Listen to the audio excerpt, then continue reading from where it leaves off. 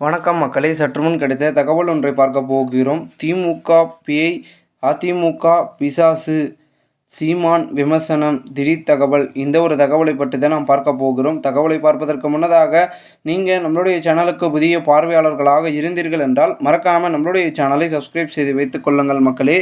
திமுக அதிமுகவை பேய் பிசாசு என்றும் சீமான் விமர்சித்துள்ளார்.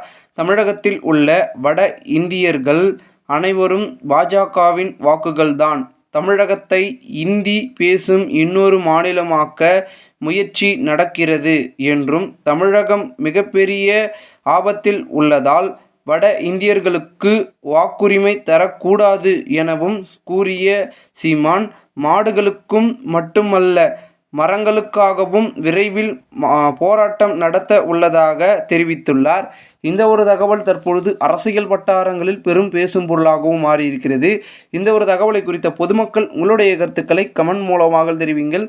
இதுபோன்று நீங்கள் அரசியல் சார்ந்த நிகழ்வுகளாம் தினசரி தெரிந்து கொள்ள சேனலை சப்ஸ்கிரைப் செய்து வைத்துக் கொள்ளுங்கள். நன்றி, வணக்கம்.